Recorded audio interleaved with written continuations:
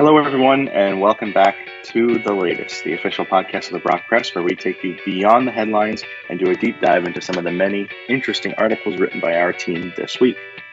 My name is Noah Nickel. I'm editor-in-chief of the Brock Press and host of The Latest. And as always, I am joined by managing editor extraordinaire, Holly Morrison. How are you doing today, Holly? I guess extraordinary, apparently. I'm good. It's a good day. Other than it being so close to the end of the semester, so everything is due right now. But, pretty good, all things considered. How are you? I'm doing good. Yeah, it's kind of a crime to have the weather be so nice when it's like this crunch time. Not really fair. Feels illegal. All I want to do is sit outside with a glass of lemonade and just hang out. But I have to be inside and write papers. Yeah, because if you bring your computer out to do work, quote unquote, and you inevitably fall asleep. You inevitably have the best nap of your life on a chair. Yeah, I know it's nice, but could wait like a week or two.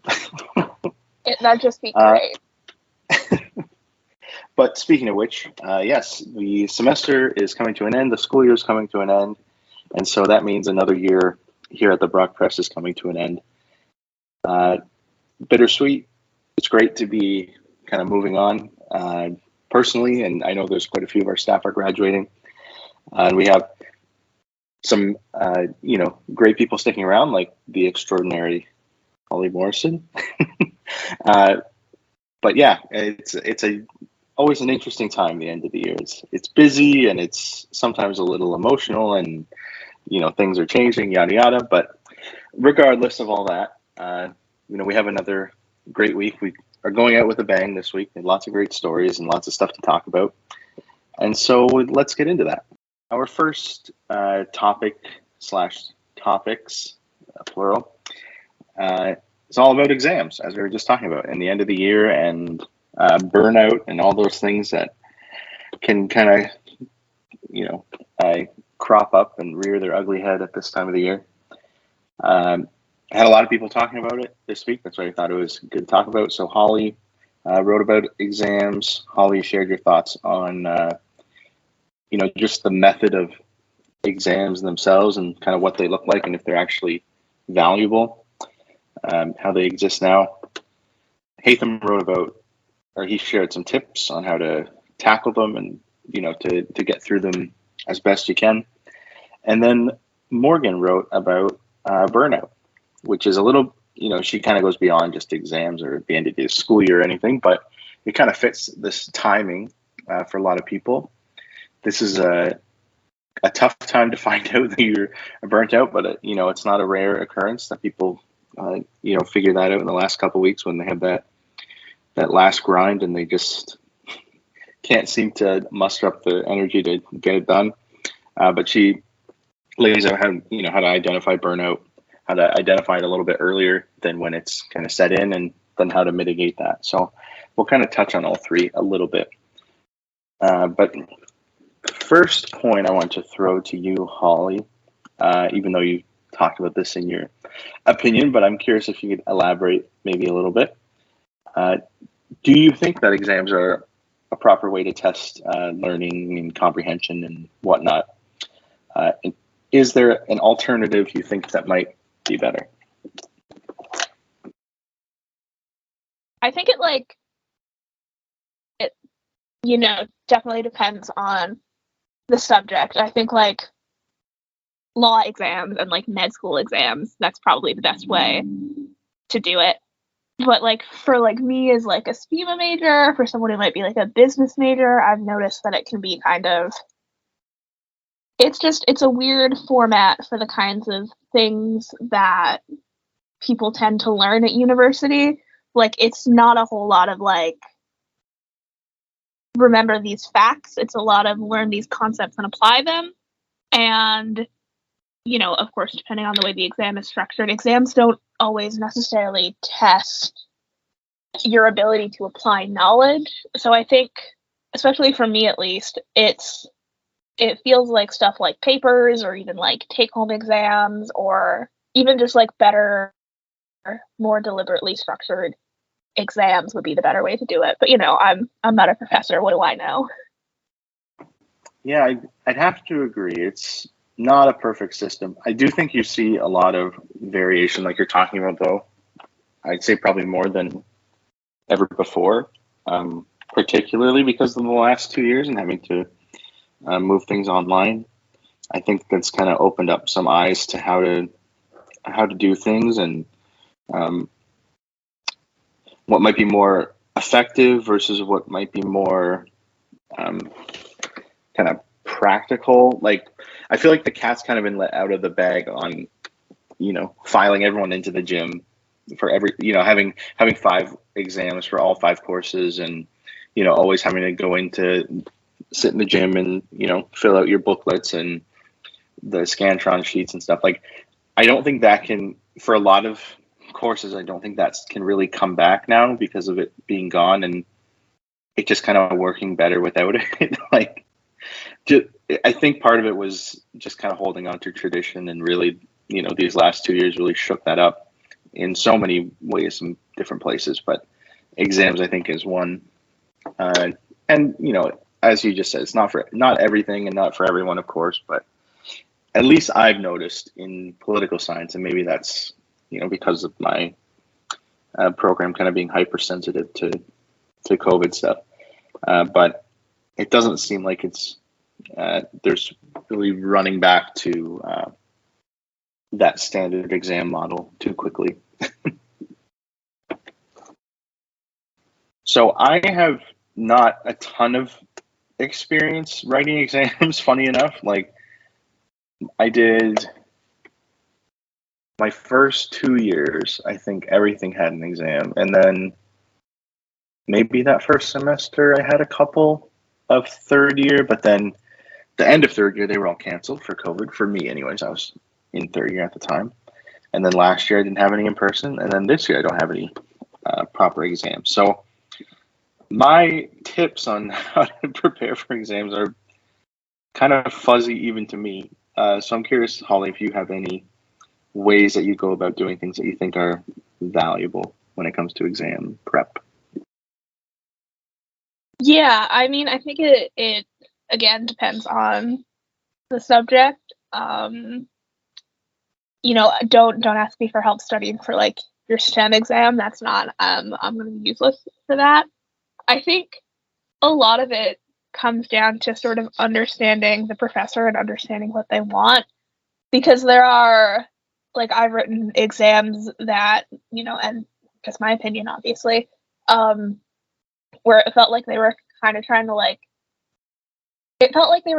prove you'd like been to class and written down every single thing that they'd said.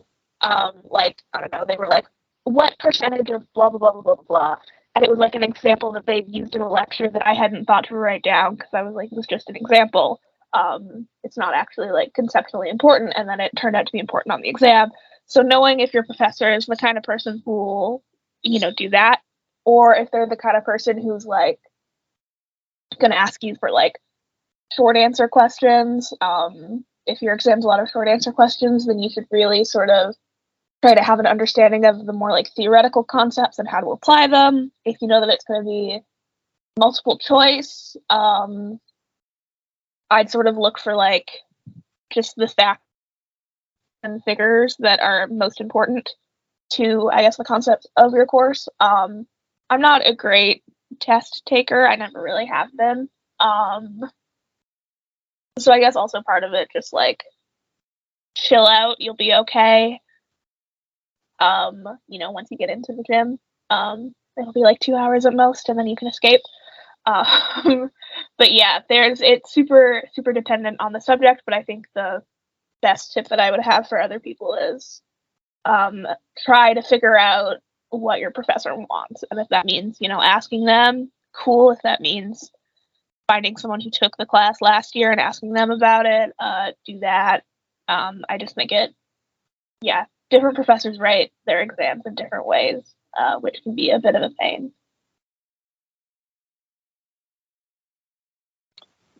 Kind of going on that, again, this, like everything, it does not apply across the board. That's kind of the annoying part of university, is how individualized it is, and how based on your professor everything is, from exams to how they structure their classes to assignments and everything in between. But something I think worth trying is talking to your professor and your teaching assistants or whoever first and foremost, and getting as much information from them as possible. Not all professors, again, like I said, not all professors, I realize, are willing to give you tons of info on the exam. But at the same time, I think there is there's a lack of people trying to find out. Like they assume. I think it's people are too commonly assume that it's a secret. They won't tell them anything or give them any type of advice, and they go immediately to what you were talking about, like your strategy you mentioned of asking friends and trying to reverse engineer it, and making frankly more work for themselves than they might necessarily need to in every case. So I think the first step should be asking your prof and asking them somewhat directed questions, not leaving it to just so what's on the exam, trying to be as specific as you can, because I think that's when you kind of get more valuable information. Is there going to be multiple choice or true and false on it, or will we have multiple options to choose from for our short answer, long answer, or essay question or whatever, stuff like that, getting away from so what's the answer, or oh, what are the questions on it, because chances are they're not going to give you that stuff. But I think there is information to be gathered from your prof in most cases.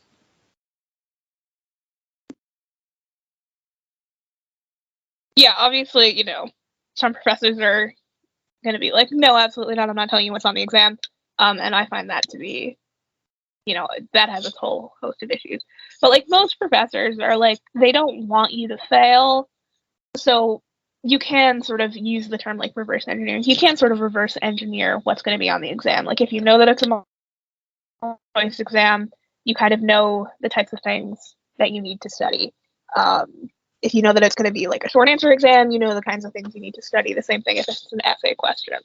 Not always the hardest thing in the world to try to go back through, but I think the first step should be trying to get as much info directly from the source as you can. And I feel like people skip that, assuming that they're just going to tell them no, or to figure it out themselves. And I feel like that there's stuff to get from more profs than not, I think. And I think people kind of shy away from it prematurely and go straight to that step, which is made harder when you don't have a starting point, if you know what I'm trying to say.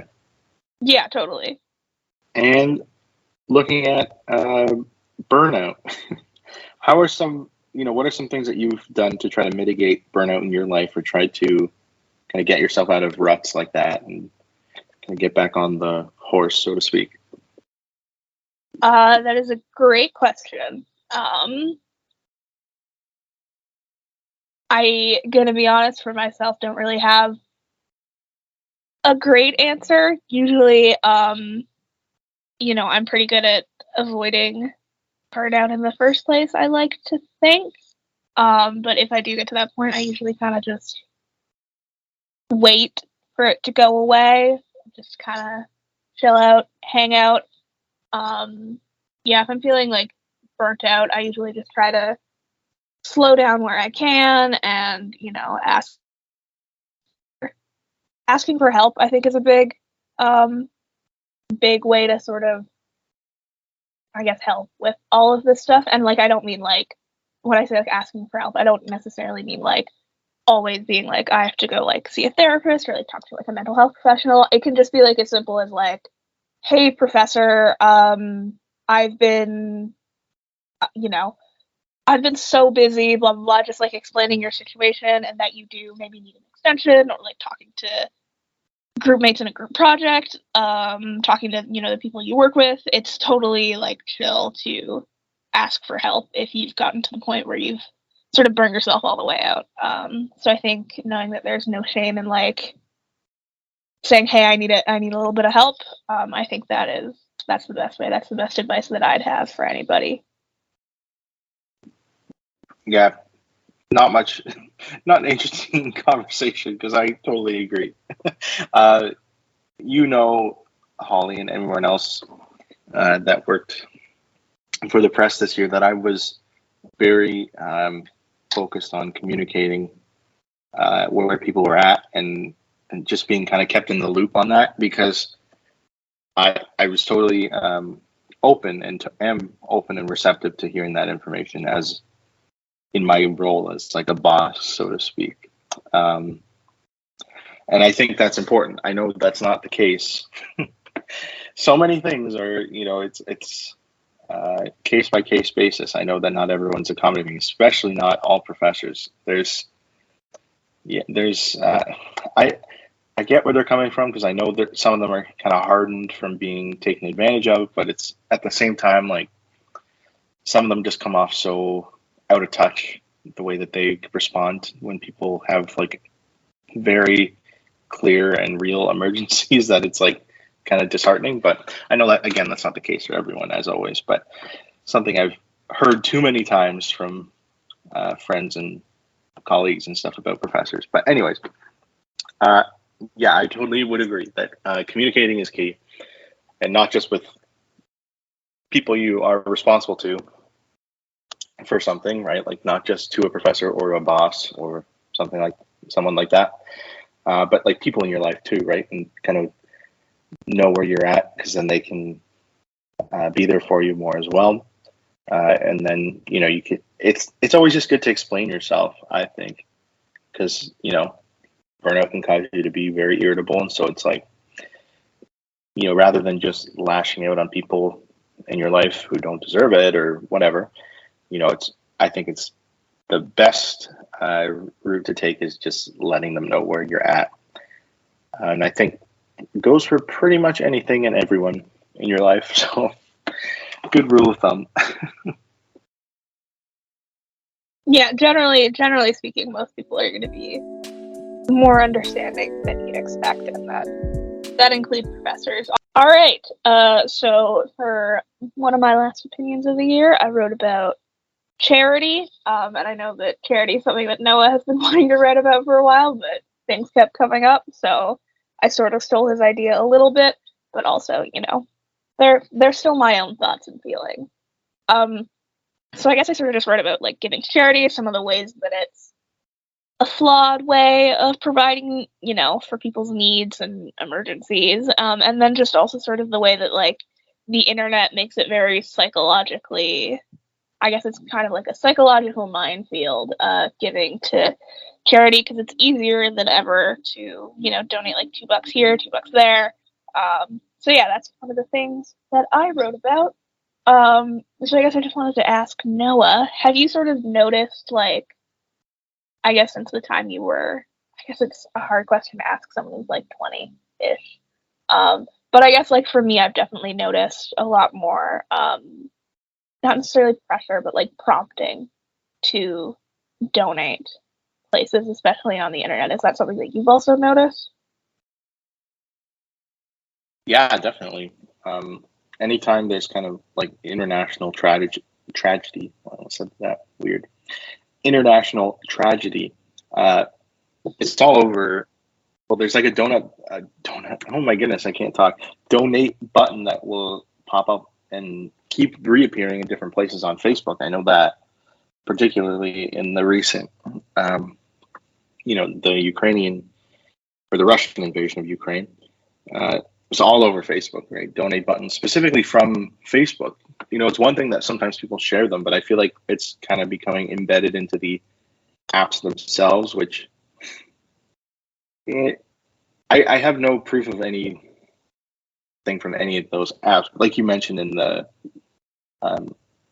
in your piece, that it's like it can be self-serving too, right? Like, and I wouldn't be surprised if that's a part of it. I'm not saying that definitively. I don't know for a fact, but I'm assuming there's some kickback that those social media sites are getting from like really pushing you to advertise through their kind of affiliate link, so to speak. Yeah, that makes sense. Because, like, it's less of, like, people being like, here's a GoFundMe, here's, like, a charity thing. Like, that definitely still exists. But, like, yeah, like you said, anytime there's, like, any kind of global tragedy, it does feel like you get, like, a pop-up ad or, like, a thing before a YouTube video that's like, instead of an ad, we're going to be good and ask you to donate to, you know, solving poverty in you know, a poor country.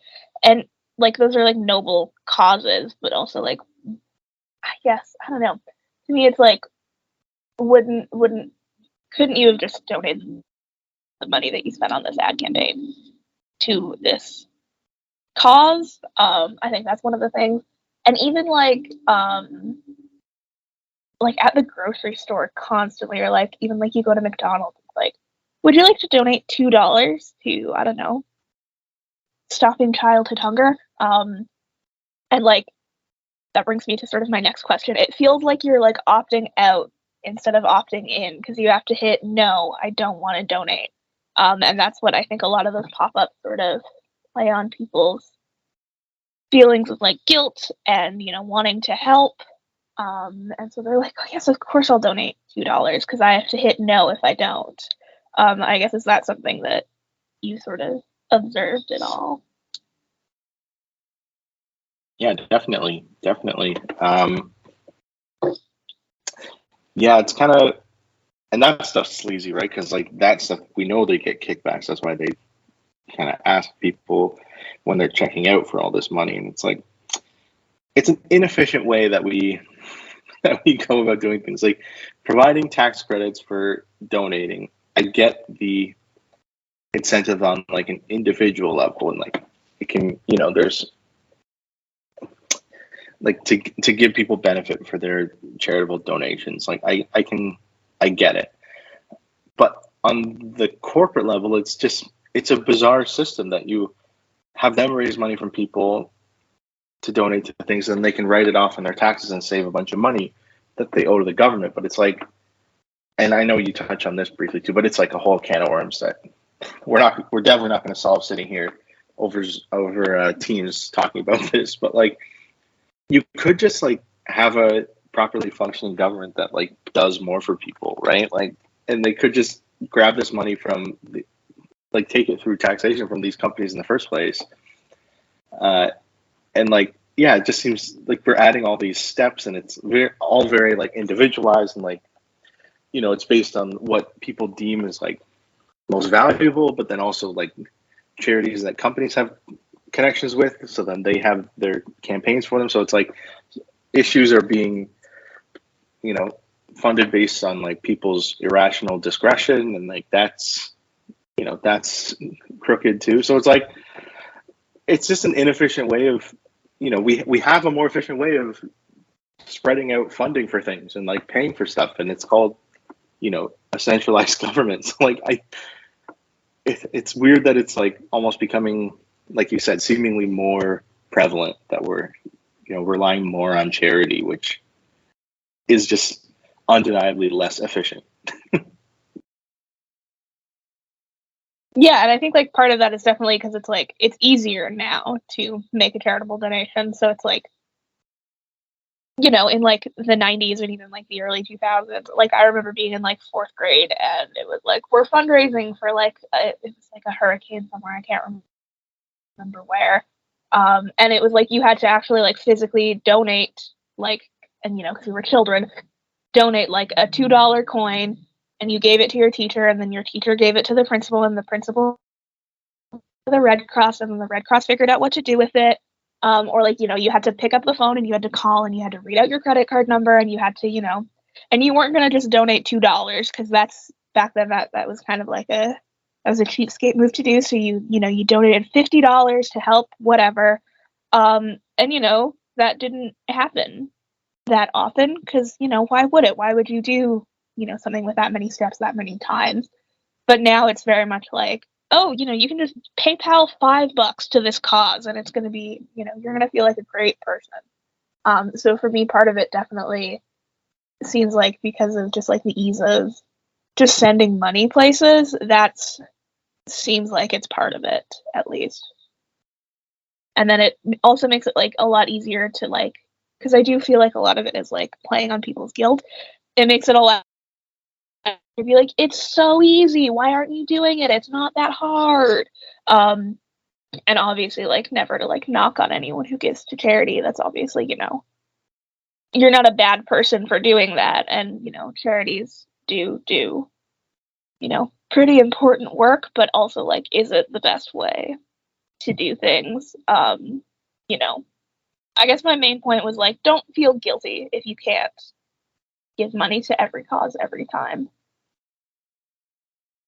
Yeah, and it's a weird shifting of onus and things that we're engaging in, right? Like, especially coming out of the pandemic, where so much wealth just transferred to the top, and yet, we're still experiencing all the same crazy stuff that's been going on for the last years before the pandemic, like wildfires. That's one pretty much every year that you have some type of donations for, and like now increasing international conflicts and refugee resettlement and things like that. And it's like, yeah, like you said, those are fantastic things.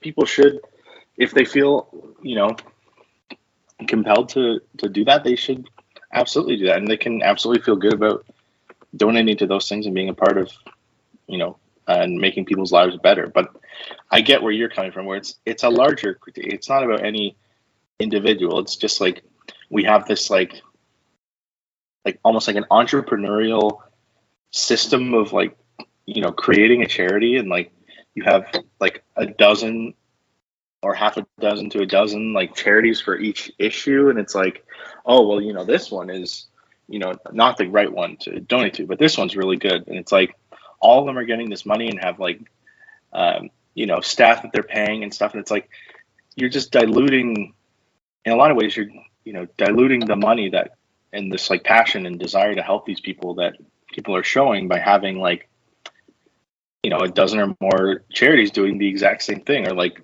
basically doing the same thing and like competing, like I said, in like almost like a small business, like entrepreneurial kind of way. And it's like, yeah, I get where you're coming from. The bigger picture is the issue. It's not the individuals who care about people enough to, or care about an issue enough to start a charity, or the people who have the means and are generous enough to donate. It's just like, it's a larger thing of like failure of government, and like the desire of super wealthy individuals and super wealthy corporations to like increasingly shift burden onto poorer people, and just like inefficiency of resource kind of disbursement that is kind of inevitable in a system where we have so many different kind of entities filling basically the same role as each other. Yeah, that's definitely what I was getting at. And also, like, I guess, like, it always used to feel like the motivation for, like, giving to charity was, like, it feels good to help people. And, like, yeah, it totally does feel good to help people. But now I think sometimes with, I guess, just the way that it's, I guess, presented, it feels more like it feels more like an individual obligation, and like you do this because it's the good thing to do, and you don't feel bad. And that's definitely, I think, a shift that I've noticed, at least.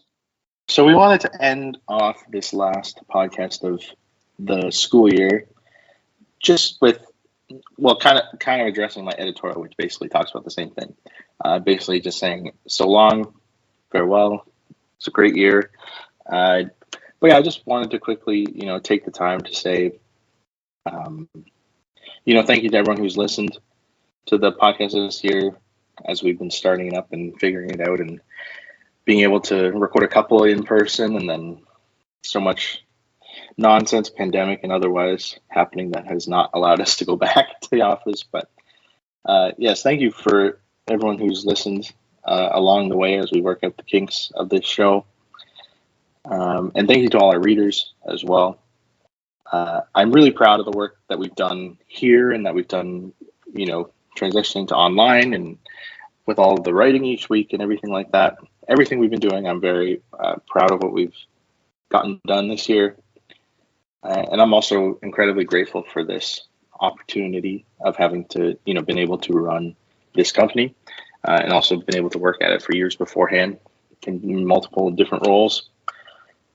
And I'm really excited to see where Holly, my successor, takes it next year with her, her largely new team for the most part, because a lot of us are in our final year. We are graduating this spring, so it's going to have a lot of fresh faces, and I'm excited to see what they, do next year from kind of a vantage point outside and having, known the ropes and kind of been there and not been there, done that, but you know what I mean, been in Holly's shoes, so to speak.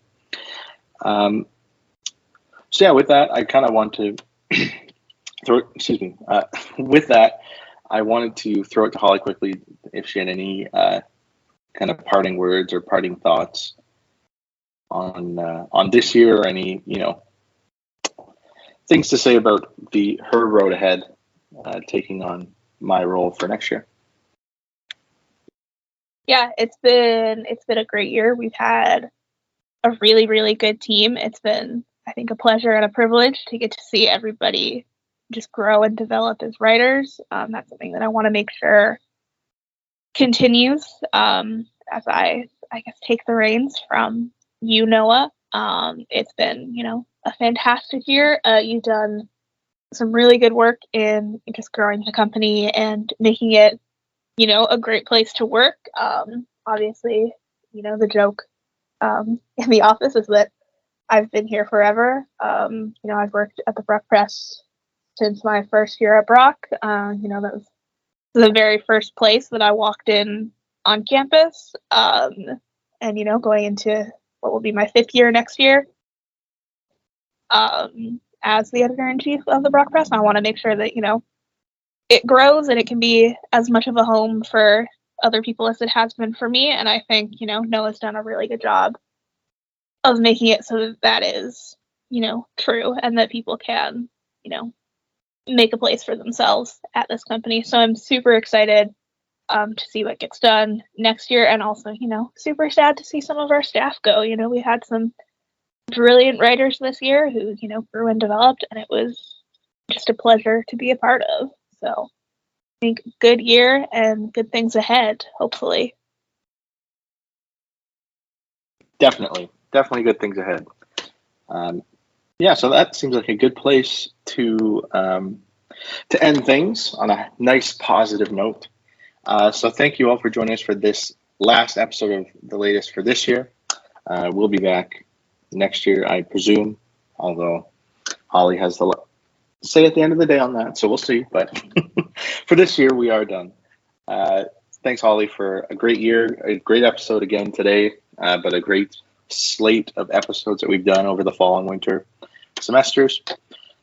And thanks for everyone for listening today and, on all of our last episodes. We do really appreciate it. Remember, you can find all of the articles we talked about today, as well as many, many more, over at our website, www.brockpress.com. You can also find us on Instagram, Twitter, Facebook, and LinkedIn at the Brock Press. On top of social media, be sure to subscribe to the podcast so you don't miss when they come back next year.